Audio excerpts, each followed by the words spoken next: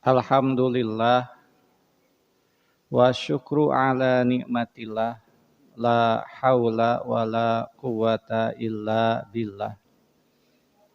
Asyhadu an la ilaha illallah wahdahu la syarikalah wa asyhadu anna Muhammadan abduhu wa rasuluhu allazi la nabiyya ba'dah amma ba'du.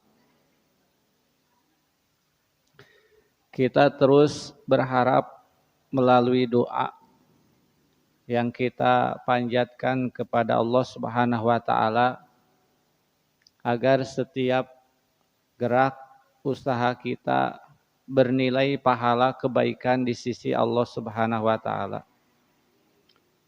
Dan tentu saja kebaikan ini akan berbuah mulia untuk kehidupan kita yang kedua di akhiratnya Allah Subhanahu wa taala. Insyaallah di sore hari ini kita akan kembali menyambungkan terkait dengan adab-adab di majelis ilmu. Sebagaimana yang kita ketahui bahwa adab itu adalah salah satu bentuk kesuksesan seseorang di dunia ilmu. Kalau kita kembali mencari apa makna dari adab, salah satunya sebagaimana yang dijelaskan oleh Al-Imam Ibnu Hajar Al-Asqalani dalam kitab Fathul Bari.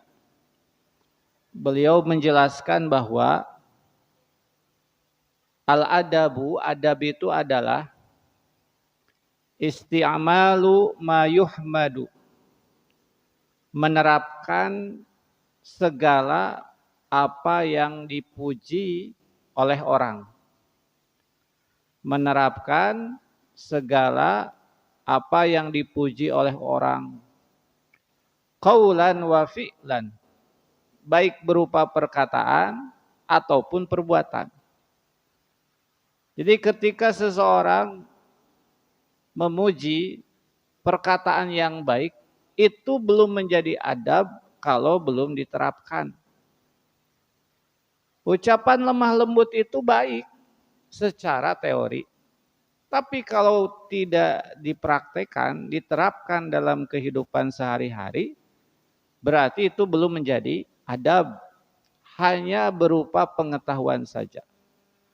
Makanya Al-Imam Ibnu Hajar menyatakan seperti tadi, adab itu adalah isti'malu, langsung digunakan dalam praktek kehidupan sehari-hari.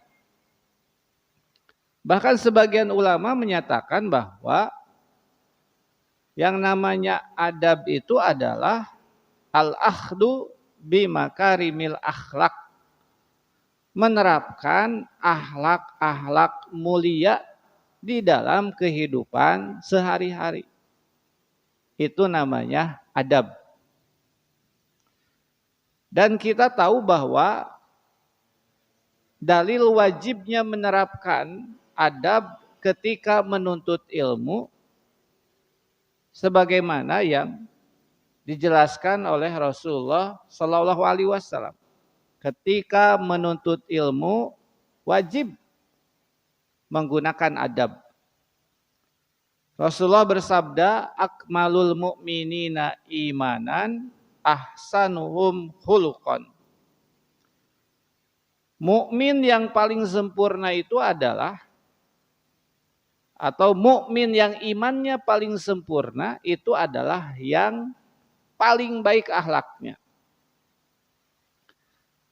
Dan akhlak itu nanti bisa dilihat dalam praktek nyatanya. Ketika berkata, ketika bersikap. Itu menandakan bahwa seseorang sempurna atau tidak imannya. Kalau ucapannya baik, sikapnya baik, bahkan sikap baik dan perkataan baik ini sesuai dengan aturan agama, bukan hanya dalam pandangan aturan manusia. Ini akan menghadirkan kebaikan akhirat yang dinamakan dengan tadi keimanan. Karena nanti ada orang yang hanya baik berdasarkan aturan manusia. Tapi seharusnya orang baik itu, baik dari perkataan ataupun sikapnya, harus berdasarkan aturan hukum yang dibuat oleh Allah dan Rasul-Nya. Maka dia sempurna imannya. Bahkan Rasulullah dari awal sudah mengungkapkan bahwa dirinya diutus kepada umat manusia itu adalah untuk menyempurnakan akhlak yang baik. Innama bu'istu liutammima makarimal akhlak. Itu kan Rasulullah yang langsung menyampaikannya. Karena apa artinya? Dia punya ayat banyak, punya hafalan hadis banyak, tapi ketika berkata misalnya dia sering menyakiti orang. Ketika bersikap, dia sering membuat orang sedih. Berarti ilmunya tidak bermanfaat, tidak berkah, karena tadi dia tidak menggunakan adab. Ibu-ibu yang dimuliakan Allah Subhanahu wa taala. Pentingnya adab untuk seorang penuntut ilmu. Yang pertama, adab itu menjadi sebab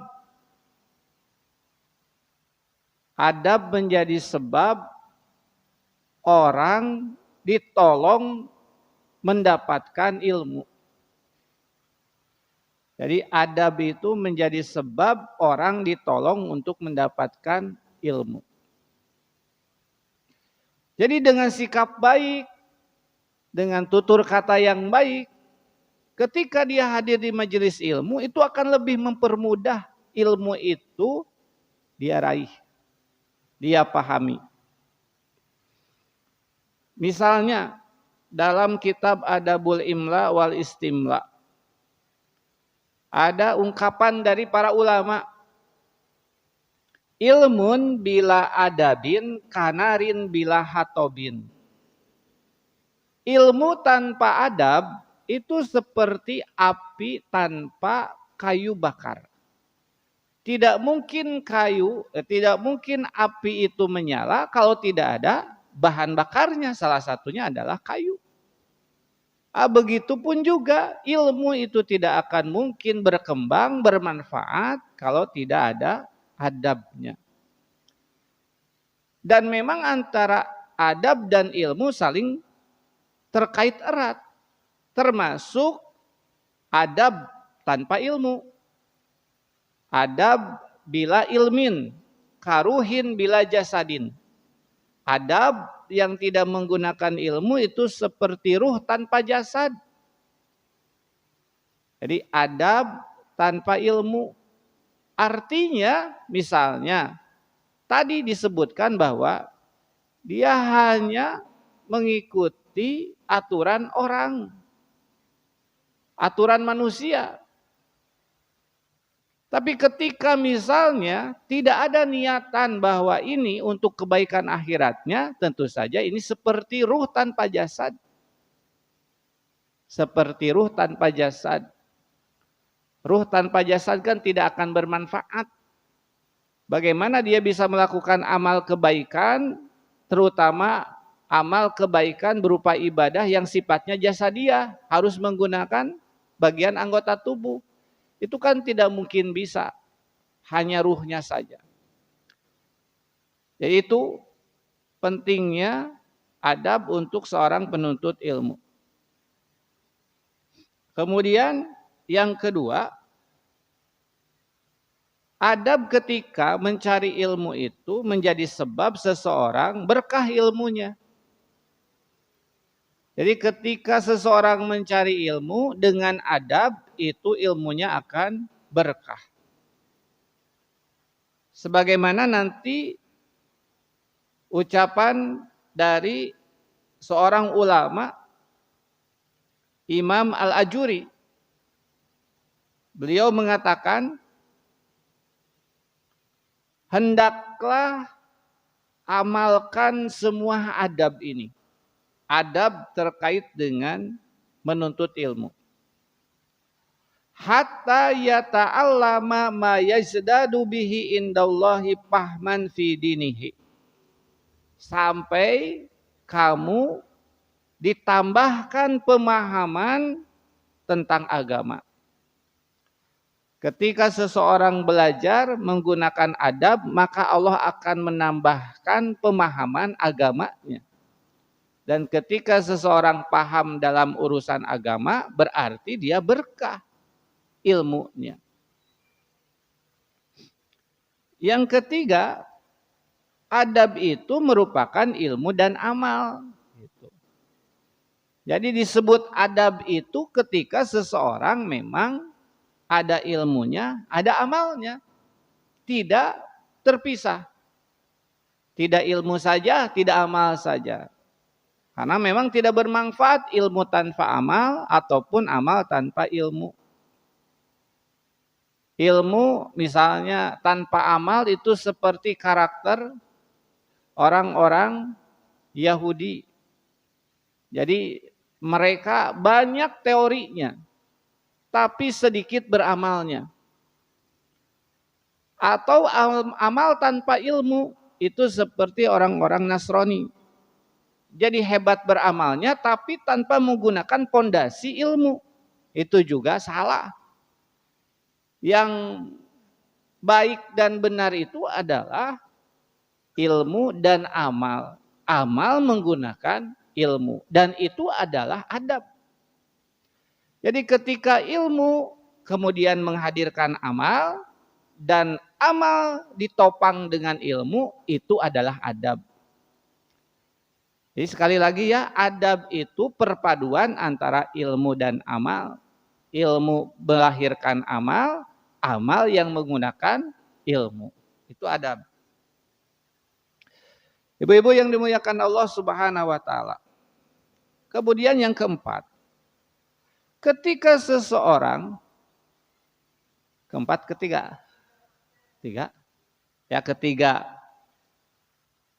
Ketika seseorang mencari ilmu, kemudian menghadirkan adab terbaik, berarti itu tanda diterimanya amalan. Tanda diterimanya amalan. Dan tanda ilmunya berkah. Al-adab bil amal, alamatu qabulil amal. Adab dalam amalan, adab di dalam mencari ilmu, itu merupakan tanda, alamat, isyarat diterimanya amalan dia. Jadi kalau ibu-ibu misalnya ingin tahu apakah hari ini kajian kita diterima oleh Allah Subhanahu wa taala, kebaikannya atau tidak, lihat saja dalam adab ketika mencari ilmunya. Baik gurunya ataupun yang mendengarkannya. Lihat saja apakah adab di majelis ilmunya sesuai dengan yang diajarkan oleh Nabi atau tidak. Kalau adabnya sesuai dengan apa yang diajarkan oleh Nabi, yang nanti dijelaskan oleh para ulama, maka itu tanda diterimanya amalan. Dan nanti kita bisa ketahui bahwa seseorang diterima amalannya itu ketika dia mudah untuk melakukan kebaikan berikutnya. Jadi kalau sudah melakukan kebaikan kemudian dilanjutkan dengan kebaikan, itu tandanya amal dia diterima. Itu kata para ulama. Alamatu qabulil amal. Tanda diterimanya amal adalah bahwa dia mudah melakukan kebaikan setelah kebaikan. Tapi kalau dia melakukan kebaikan kemudian dilanjutkan dengan keburukan, itu tanda tidak diterimanya amal. Misalnya setelah kajian, padahal kajian itu membicarakan terkait dengan kebaikan maupun sikap ataupun perkataan. Tapi keluar kajian, beres kajian, misalnya dia malah menggunjing orang lain, menggibah orang lain, berarti tidak diterima. Karena setelah kebaikan dia melakukan keburukan. Yang diterima itu adalah setelah kebaikan kajian, dia misalnya melakukan kebaikan berikutnya. Di kajian dibahas tentang sedekah secara teori. Keluar dia bertemu dengan orang yang membutuhkan, dia kasih hartanya. Berarti itu tanda diterimanya amalan. Mudah untuk melakukan kebaikan-kebaikan berikutnya. Kalau orang sudah tahu ilmunya tapi susah untuk melakukan kebaikan, maka itu tandanya amalnya tidak diterima. Amal terkait dengan mencari ilmunya. Dan nanti ada adab-adab, itu baru faidah, manfaat terkait adab di majelis ilmu. Adab sebagai seorang penuntut ilmu. Ada adab-adab untuk seorang penuntut ilmu. Yang pertama, adab seorang penuntut ilmu sebagaimana dalam kitab Al-Mu'lim fi Adabil Mu'allim wal Muta'alim yang disusun oleh Syekh Muhammad bin Ibrahim bin Abdul Latif Al-Syekh. Ada beberapa adab di majelis ilmu atau adab sebagai seorang penuntut ilmu. Yang pertama, ikhlaskan niat ketika menuntut ilmu. Penuntut ilmu, adabnya yang pertama, ikhlaskan niat ketika menuntut ilmu. Hanya semata-mata mengharapkan ridho pahala dari Allah. Tidak ada tujuan duniawi. Karena orang nanti kalau dia menuntut ilmu dengan tujuan ingin mencari dunia, maka neraka jahanam balasannya. Jadi mencari ilmu itu wajib, tapi ingat di dalam mencari ilmu ternyata ada ancaman juga. Orang yang mencari ilmu bukan karena mengharap ridho dan ganjaran dari Allah, tapi ingin dunia, maka baginya adalah neraka jahanam. Ini dijelaskan oleh Rasulullah SAW dalam riwayat Ibnu Majah. Rasulullah bersabda, "Man ta'allama ilman mimma yubtagha bihi wajhullah." Barang siapa yang menuntut ilmu agama yang seharusnya untuk Allah, la yata'allamuhu illa liyusiba bihi aradon minadunya. Tapi justru dia mencari ilmu itu dengan tujuan mencari dunia. Lam yajid arfal jannati yaumal qiyamah. Maka pada hari kiamat dia tidak akan mendapatkan baunya surga. Itu ancaman bagi para penuntut ilmu yang ketika dia hadir, ketika dia datang, bukan tujuan mencari keriduan Allah, tapi untuk urusan dunia, tidak akan pernah mencium baunya, harumnya surga. Berarti tidak akan masuk surga. Karena mencium harumnya saja sudah tidak bisa, apalagi untuk memasuki surga. Yang kedua, ancamannya. Sebagaimana dalam riwayat Ibnu Majah sama. Dari Abu Hurairah. Man ta'allamal ilma liyubahiya bihil ulama. Barang siapa yang mencari ilmu dengan tujuan untuk mendebat para ulama. Tujuannya hanya ingin mendebat para ulama. Misalnya datang ke kajian A karena ingin misalnya membuat malu gurunya. Padahal dia sudah tahu materi yang disampaikan, cuma dia ingin mempermalukan gurunya. Ada orang-orang yang seperti itu. Kadang-kadang ada orang yang bertanya hanya untuk menguji. Ada kan? Bukan karena ingin tahu, tapi karena ingin menguji. Itu artinya liyubahi, mendebat para ulama. Atau misalnya wa yujariya bihi sufaha. Dia cari ilmu itu untuk merendahkan orang-orang bodoh. Jadi agar dia dipandang sebagai orang yang paling cerdas menuntut ilmu itu, agar bisa merendahkan orang-orang bodoh, agar bisa menjadikan orang-orang bodoh itu sebagai pengikut secara pemikiran kosong. Kalau dalam bahasa agama itu namanya taklid. Jadi taklid itu adalah mengikuti seseorang tanpa tahu ilmunya. Tuturkeun weh gitu. Mun dina basa Sunda nama tuturut munding gitu. Tujuannya mencari ilmu itu hanya untuk memperbodoh orang lain yang tidak punya ilmu, maka Nabi mengatakan adkhalahullahu jahannam. Orang yang seperti ini akan dimasukkan ke dalam neraka jahanam. Itu penuntut ilmu. Contoh kecil misalnya. Apabila seseorang menuntut ilmu di sebuah lembaga pendidikan formal, yang di pendidikan formal tentu saja dia akan mendapatkan selembar kertas yang sering kita namakan ijazah.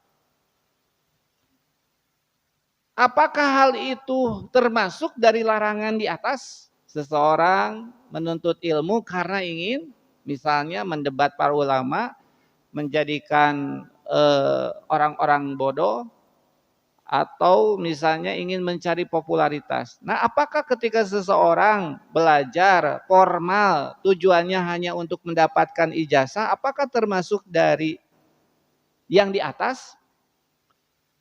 Kalau tujuannya dunia, penuntut ilmu, meskipun belajar pendidikan umum bukan agama, tentu saja ini akan menjadi bumerang, bahaya untuk dirinya.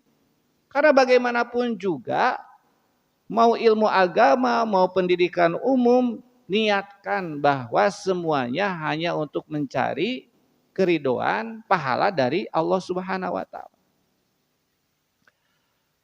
Tidak akan ada kebaikan akhirat kalau orang misalnya sekolah hanya untuk cari kerja. Itu tidak akan berkembang pendidikan di negara manapun juga kalau tujuannya hanya untuk mencari kerja. Harusnya orang dia menuntut ilmu dengan tujuan agar bisa mengembangkan, memanfaatkan ilmunya untuk orang lain. Dan harusnya gitu S1 itu bukan mencari pekerjaan, harusnya bisa membuat lapangan pekerjaan, menjadi manfaat untuk orang lain. Saya dulu kuliah di komunikasi. Salah satu tujuan kuliah itu harusnya bukan mencari kerja, itu yang diucapkan di universitas seperti itu. Kuliah jangan cari kerja, kuliah itu harus bisa membuka lapang usaha. Justru bisa membuat orang lain bermanfaat dengan ilmu kita. Termasuk guru-guru. Harusnya seperti itu. Bukan mencari terkait dengan urusan dunia. Karena nanti bisa berbahaya. Tidak mendapatkan bau surga ataupun diancam dengan neraka jahanam. Kalau tujuan mencari ilmu itu dunia. Tapi Allah juga di dalam Al-Quran mengatakan kalau kalian mencari dunia pasti kalian akan mendapatkannya. Cuma sedikit pun tidak akan mendapatkan bagian dari akhirat. Itu di dalam Al-Quran seperti itu. Kemudian yang kedua, terkait dengan adab penuntut ilmu. Penuntut ilmu itu hendaknya memiliki percaya diri yang kuat. Jadi para penuntut ilmu itu harusnya memiliki rasa percaya diri yang kuat. Jadi ketika mencari ilmu itu jangan menghadirkan rasa malu. Betul nanti ada ucapan dari Rasulullah SAW, al-haya'u minal iman. Malu itu sebagian daripada iman. Tapi malu yang mana? Karena ketika kita mencari ilmu, rasa malu itu harusnya dihilangkan.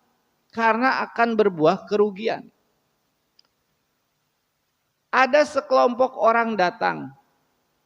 Nafarun. Biasanya nafarun itu kelompok orang terdiri dari 3 sampai 10 orang. Sebutkanlah 3 orang. Datang ke majelis Nabi. Yang pertama mencari tempat kosong. Maka dia duduk langsung di sana. Yang kedua, dia duduk di belakang orang yang pertama. Dan yang ketiga, dia tidak duduk tapi langsung pulang. Kata Nabi, beliau menjelaskan terkait 3 orang ini. Mau tidak aku jelaskan terkait dengan 3 orang ini.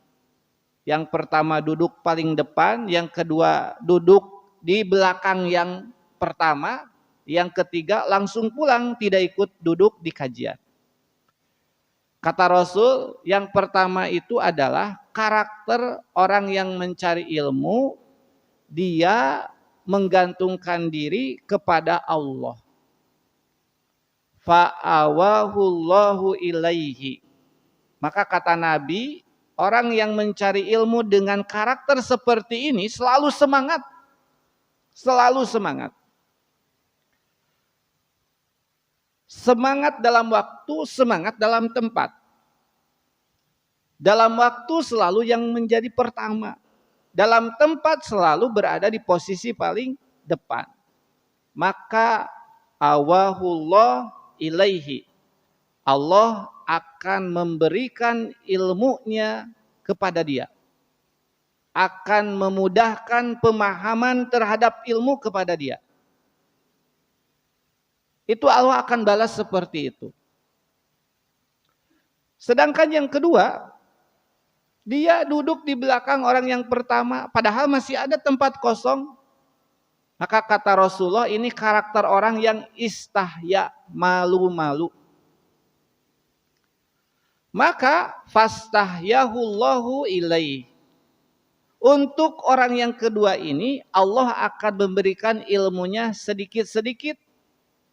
Karena dia juga ketika mencari ilmu malu-malu. Maka Allah pun akan nyicil ngasih ilmunya kepada dia. Karena malu-malu. Maka jangan aneh kalau misalnya di satu majelis atau di dalam kelas lah misalnya. Anak-anak itu tidak sama. Tidak sama, ada yang pintar gitu ya. Ada yang gampang gitu menerima pelajaran dari guru. Ada yang susah gitu menerima pelajaran. Karena itu sesuai dengan motivasi semangatnya di dalam majelis. Satu tadi diungkapkan hebat dalam waktu, hebat ketika berada di tempat kajian. Makanya Imam Ahmad itu sempat ditarik bajunya oleh ibunya ketika dia mau mencari ilmu. Imam Ahmad bin Hambal. Kata ibunya, Ahmad, kamu tunggu dulu sampai adzan subuh berkumandang. Jadi Imam Ahmad itu sebelum adzan subuh dia sudah siap-siap dengan buku untuk mencari ilmu. Kata ibunya, jangan, nanti tunggu dulu sampai adzan subuh berkumandang. Itu saking rajinnya Imam Ahmad bin Hambal. Anak-anak kita mah rada susah ya, dibangunkan juga gitu. Adzan sudah nunggu lama setengah jam gitu. Tada susah. Nah, untuk anak-anak yang memang bangunnya selalu pagi, itu akan lebih mudah untuk mendapatkan ilmu, untuk memahami pelajaran. Itu akan lebih mudah. Karena Allah yang memudahkannya. Bukan karena misalnya, bisa jadi kalau gurunya hebat dalam menyampaikan itu adalah salah satu unsur saja. Tapi intinya Allah yang memberikan kemudahan untuk memahami ilmu. Karena dia bersemangat mencari ilmu, maka Allah pun semangat untuk memberikan ilmunya. Jadi jangan salahkan guru. Kalau misalnya anak sulit untuk memahami pelajaran, wah ini mah gurunya gak bisa nyampein pelajaran misalnya. Konsep saya tidak seperti itu. Bahkan kalau ada anak nakal, ya ku abdi matara dicarek sedemikian rupa gitulah. Hanya tinggal mendoakan di dalam sholat, minta kepada Allah untuk merubah anak ini. Karena yang memberikan ilmunya Allah, yang merubahnya Allah. Kita minta saja kepada Allah. Kan kata Nabi juga seperti itu ketika ada sahabat yang datang mengeluhkan terkait dengan hujan yang tidak turun-turun. Duh, Rasul, ini sudah kemarau begitu panjang. Sudah lama tidak turun hujan. Tolong kasih solusinya. Kata Rasulullah, kalian tidak ingat, kalian itu punya Allah. Allah memerintahkan kalian untuk berdoa kalau punya masalah. Dan Allah berjanji setiap kalian berdoa pasti Allah akan mengabulkannya. Seperti dalam surat Ghafir ayat 30, ayat 60 gitu. Ud'uni astajib lakum. Kalian berdoa kalau punya masalah. Astajib lakum, aku akan kabulkan. Nah, jadi ibu-ibu yang dimuliakan Allah Subhanahu wa taala, jadi seperti itulah ketika mencari ilmu ada 3. Tadi yang selalu bersemangat, Allah pun semangat kasih dia ilmu. Ada yang malu-malu, maka Allah pun akan malu-malu dalam mengasih ilmunya. Dan yang ketiga, ketika melihat kajian dia malah langsung pulang gitu. Maka Allah tidak akan pernah memberikan ilmunya kepada dia. Karakter orang ketiga, jangankan duduk, dia malah langsung berbalik arah, langsung pulang ke rumah. Tidak ingin ikut hadir di kajian. Maka Allah tidak akan pernah memberikan pemahaman ilmu agama kepada dia gitu. Padahal Nabi sudah mengatakan, idza marortum biryadil jannah farta'u. Kalau kalian lewat ke taman surga, maka duduklah, singgahlah. Yang dimaksud taman surga itu apa? Majalisul ilmi adalah majelis ilmu. Harusnya orang ketika hadir atau mendengar ada kajian harusnya lebih semangat. Karena dia seperti hadir di taman surga. Apalagi ketika dia memang benar-benar semangat menyimak, belajar ilmu. Jadi tidak malu ketika menuntut ilmu. Harus percaya diri. Sebagaimana ada seorang perempuan yang datang kepada Nabi SAW. Kemudian dia bertanya, ya Rasulullah, wahai Rasulullah, innallaha la yastahyi minal haq. Bukankah Allah itu tidak malu dalam urusan kebenaran?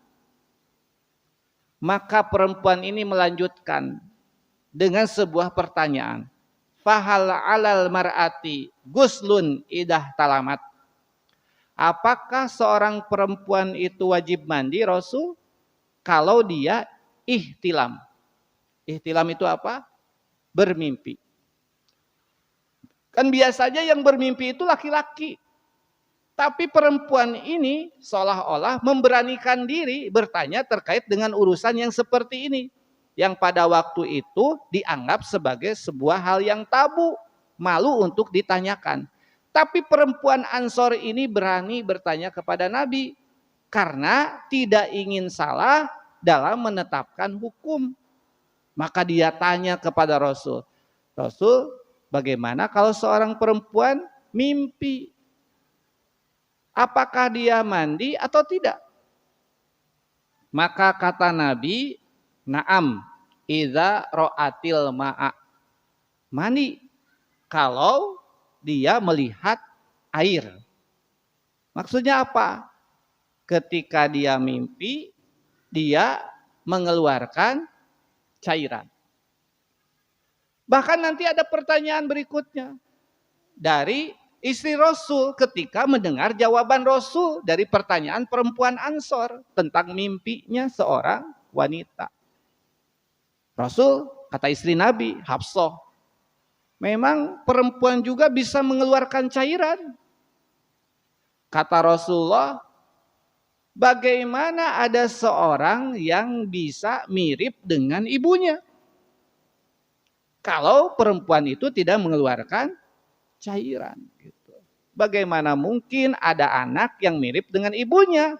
Kalau bukan dari cairan si ibu. Nanti kan ada hadisnya panjang. Bahkan ini bisa menjadi apa ya? Sebuah cara kalau misalnya anak ingin laki-laki, anak ingin perempuan, atau anak ingin mirip bapak, anak ingin mirip ibu. Itu Nabi menjelaskan. Salah satunya tadi, kaifa yusbihu hal walad. Bagaimana ada seorang anak yang bisa mirip dengan ibu. Kenapa anak bisa mirip dengan ibu? Baik wajahnya ataupun misalnya sifatnya. Karena nanti dalam penjelasannya Rasul mengatakan, apabila cairan perempuan lebih dominan, lebih banyak daripada cairan laki-laki, maka kemungkinan besar anak bisa berjenis kelamin ibu atau anak mirip dengan ibu. Termasuk demikian kalau misalnya ada anak yang mirip dengan bapak. Itu karena bapak lebih dominan dalam cairannya daripada ibu. Ini bukan masalah tabu ya, karena diajarkan oleh Nabi. Kan kita berbicara terkait dengan tidak malu dalam urusan ilmu. Itu ditanyakan langsung. Ketika perempuan lain menyatakan, udah jangan ditanyakan saja, ini mah cenah malu, ini mah urusan perempuan, jangan ditanyakan ke Nabi. Tapi perempuan ini tetap ingin bertanya, karena ingin tidak salah dalam menetapkan hukum. Apakah seorang perempuan yang bermimpi di dalam tidurnya, dia harus mandi atau tidak? Kata Rasul, harus mandi kalau memang mengeluarkan cairan sebagaimana laki-laki mandi. Itu. Kemudian dilanjutkan oleh istri Nabi, Rasul, emang perempuan juga bisa mengeluarkan cairan? Kata Rasul, bagaimana mungkin ada anak yang mirip dengan ibu kalau tidak ada cairan dari ibu gitu. Nah, tadi sampai muncul cara kalau anak ingin seperti ibu gitu ya. Kalau misalnya anak ingin berjenis kelamin perempuan, salah satunya tadi karena cairan ibu lebih banyak daripada cairan bapak.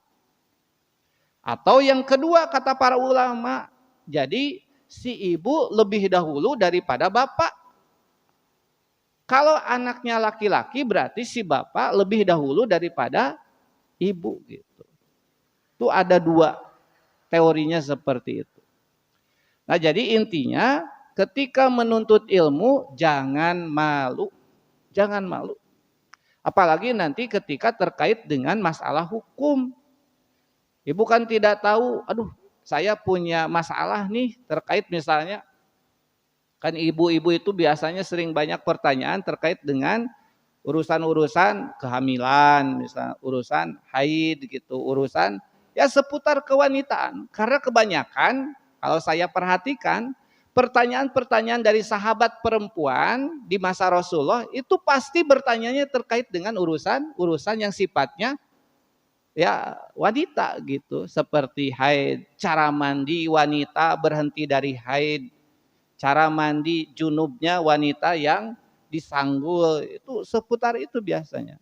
Jangan sampai salah menetapkan hukum gitu. Dan itu ditanyakan kepada Rasulullah Shallallahu Alaihi Wasallam.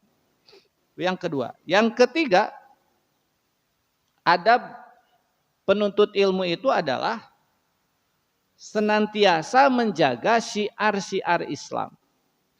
Jadi senantiasa menjaga syiar Islam. Contoh misalnya, menyebarkan salam.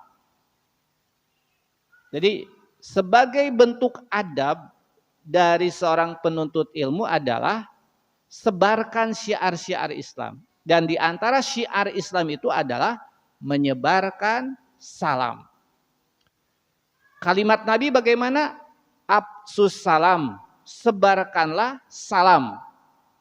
Alaman arabta waman lam ta'rif. Untuk orang yang kau kenal ataupun orang yang tidak engkau kenal. Sebarkan salam itu. Dalam riwayat Imam Muslim dari Abu Hurairah, hakul muslim alal muslim sittun. Hak muslim kepada muslim lainnya ada 6. Yang pertama, idza laqitahu fasallim alaihi. Kalau bertemu dengan sesama muslim, ucapkan salam. Hari ini ada kasus pembulian anak dengan anak yang lainnya. Kenapa mereka suka membuli dengan sikap ataupun ucapan?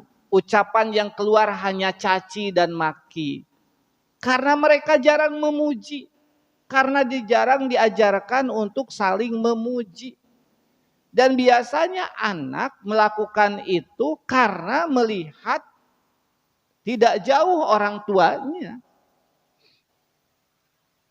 Anak misalnya punya perkataan kasar, keluar cacian, sikapnya kasar.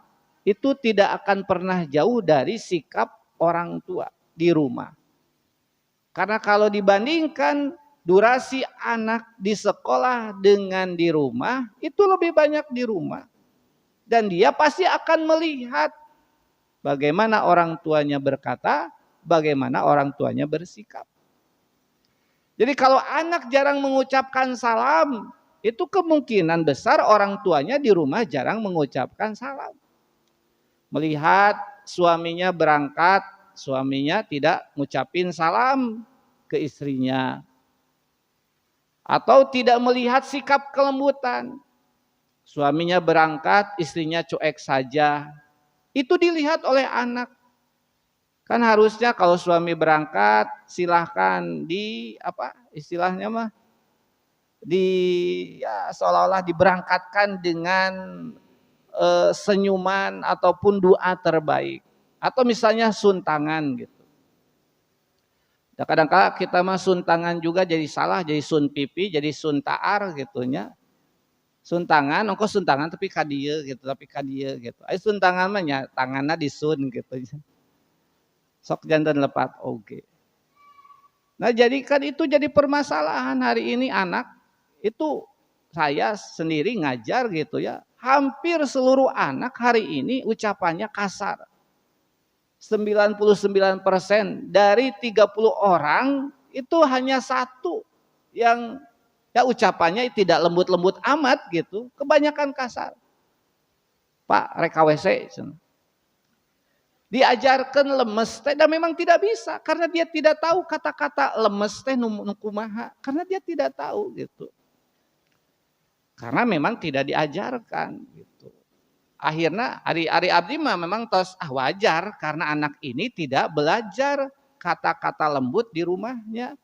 Akhirnya untuk merubah sekaligus tidak mungkin bisa gitu. Tidak mungkin bisa.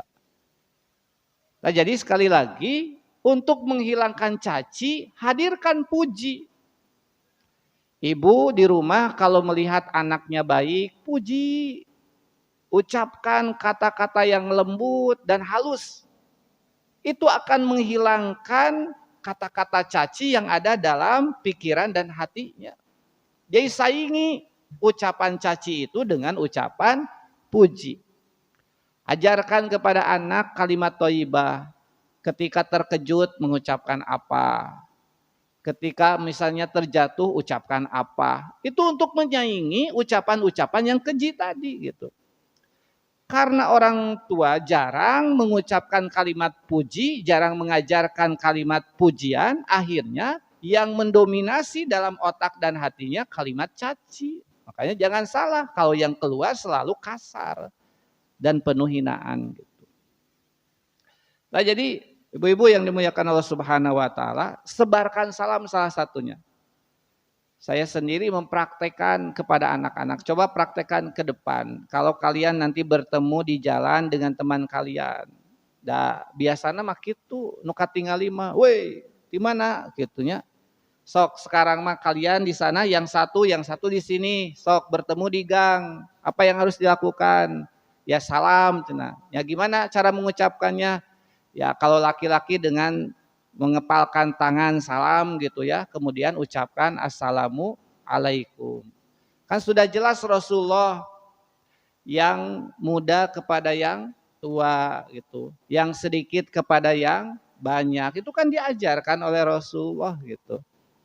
Itu kalau adab itu dihadirkan langsung karena hari ini memang metode adab di sekolah hampir tidak ada. Harusnya ada eskul. Saya sering mengusulkan, udahlah gantilah eskul-eskul yang sifatnya olahraga, bukan berarti tidak perlu. Olahraga mah bisa di mana saja gampang. Hadirkan eskul adab. Bagaimana misalnya dalam satu gang gitu, ketika turun hujan, masing-masing memegang payung sedangkan gangnya hanya cukup untuk satu payung. Adabnya gimana? Oh, yang satu ditutup mengalah. Kan itu hebat dan itu dipraktekkan harusnya.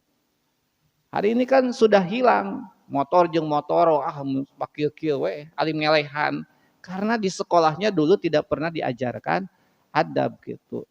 Makanya bil adab tafhamul ilma.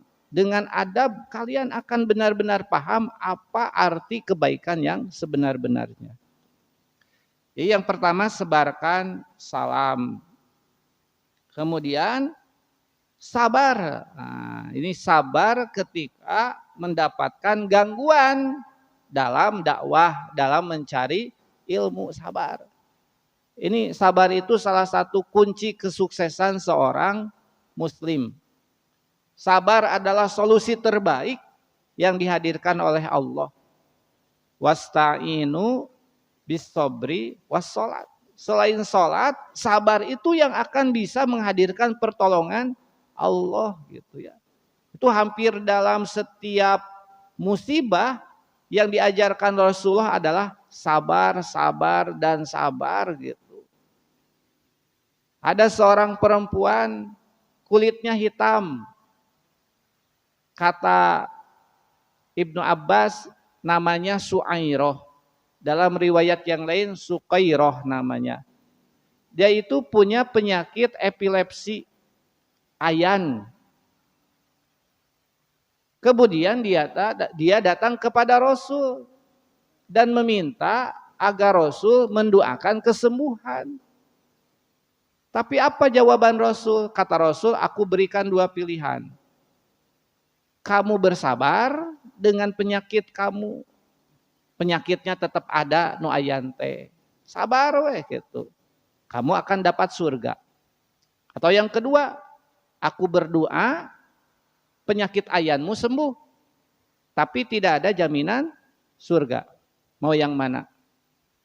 Kata perempuan ini, aku bersabar dengan penyakitku karena ingin mendapatkan surga. Cuman saya minta Rasul, kalau nanti penyakit ayan saya kambuh, tolong aurat saya jangan sampai terbuka. Itu permintaannya. Akhirnya Rasulullah berdoa agar ketika kambuh penyakit epilepsinya, auratnya tidak terbuka. Itu ada perempuan penghuni surga, karena sabar dengan penyakit yang dia alami. Jadi sabar itu salah satu kunci, baik penyakit atau musibah yang lainnya, termasuk di dunia ilmu, harus sabar gitu. Harus sabar. Itu salah satu kunci. Guru sabar terhadap murid, murid sabar terhadap guru. Itu akan indah itu. Kan hebat lah. Pendidikan kita kalau menggunakan kurikulum sabar itu, kalau dikaji sedemikian rupa, kemudian dimasukkan dalam kurikulum kita, kurikulum sabar itu pasti bakal menjadi hebat gitu. Insya Allah. Jadi yang ketiga, menyebarkan syiar-syiar Islam. Salah satunya adalah mengucapkan salam, kemudian tadi hadirkan kesabaran dalam kehidupan sehari-hari. Kemudian yang terakhir lah untuk pertemuan hari ini, rutinkan adab-adab Islam dalam perkataan dan perbuatan, baik yang nampak ataupun yang tersembunyi. Rutinkan adab-adab Islam dalam perkataan atau perbuatan, baik yang nampak atau yang tersembunyi. Seperti tilawah Al-Quran, berzikir, doa pagi dan petang, ibadah-ibadah sunnah. Itu dirutinkan. Itu salah satu tandanya dia punya adab. Bahkan tadi saya rapat dengan kepala sekolah, yang kepala sekolah dari pagi sampai setengah 12 rapat di Kemenag. Kemenag hari ini punya instruksi setiap guru minimal 15 menit sebelum memulai pelajaran di kantor sesama guru harus ada tilawah Al-Quran. Itu dari Kemenag Kota Bandung seperti itu arahannya. Hok baca Al-Quran gitu. Nanti di kelas murid juga sama sebelum memulai pelajaran baca Quran. Padahal dari dulu ini teori seperti ini dari Al-Quran. Kenapa baru kali ini? Ala bidzikrillah tatmainnul qulub. Salah satu dzikir kepada Allah itu adalah baca Quran. Setidaknya anak kalau diawali dengan baca Quran itu akan meredam emosinya, akan menenangkan jiwanya gitu. Budak nu teu dek cicing teh gitu tah diruqyah ku Quran gitu tah. Mun bahasa nama ruqyah gitu nya. Walaupun tidak mengerti apa arti dari ayat-ayat yang dia baca. Umar bin Khattab saja yang tadinya mau bunuh Rasul, dia nyimpang di adeknya, kemudian baca surat Toha. Seketika itu juga hatinya luluh, ingin mendatangi Rasul, ingin mengucapkan syahadat. Makanya sebelum ada instruksi tadi membaca Al-Quran, saya sebelum belajar anak-anak, 1 halaman membaca Al-Quran dengan dibimbing guru. Itu memang ada hasilnya, si anak jadi tenang gitu. Padahal anak-anak biasanya dari rumah yang punya masalah dengan orang tua datang ke sekolah, dilampiaskan di sekolah, mau ke guru ataupun ke sesama teman. Tapi setidaknya dengan bacaan Al-Quran itu bisa melemah lembutkan. Dan ini hadirkan. Ibu di rumah mau dengan suami gitu. Suami ketika marah bacakeun we Quran gitu. Beuki ngambek we meureun. Nganggap ka bapa naon cenah ieu teh. Ka asup anjing gitu. Ya upami tara biasa mah memang siga kitu. Kalau dibiasakan insya Allah rumah akan menjadi tenang, salah satunya dengan adab baca Al-Quran. Wallahu a'lam bishawab. Itu baru berapanya? 4 berartinya. Baru 4 terkait dengan adab sebagai penuntut ilmu. Mudah-mudahan kita sambungkan nanti di pertemuan berikutnya. Aqulu qauli hadza wa astaghfirullah li wa lakum. Wassalamualaikum warahmatullahi wabarakatuh. Ustadz juga manusia gitu. Tetap melakukan kesalahan. Rasul juga ditanyakan ketika beliau sholat duhur 2 rakaat, padahal sedang mukim, tidak safar. Kata sahabatnya Rasul, apakah engkau lupa atau memang dikosor? Kata Rasul, masa dikosor? Dan aku tidak lupa. Kata sahabat, oh berarti Rasulullah lupa. Setelah diingatkan, Rasulullah menerima. Makanya penting adab itu bukan hanya untuk mustami, tapi untuk mu'alimnya juga, yang mengajarnya juga. Karena nanti ada orang yang memang dikasih tahu kekeh gitunya, kekeh. Karena ingin mempertahankan kehormatannya mungkin ya. Ada orang yang seperti itu. Berarti harus belajar adab kembali. Padahal ketika salah, gampang. Oh iya salah gitu ya. Dan yakin orang ngasih tahu dengan cara yang baik itu artinya bukan ingin menjatuhkan. Gitu. Tetap ibu jangan sampai hilang semangat untuk membetulkan ustadz yang salah. Tapi lakukan dengan cara yang baik gitu. Insya Allah dengan cara yang baik itu akan bisa diterima. Meskipun misalnya tidak diterima, oh berarti ini ada masalah dengan ustadznya gitu. Jadi seperti itu. Tetap kalau ustadz melakukan kesalahan kasih tahu. Gitu ya, ya, insya Allah itu berbuah kebaikan.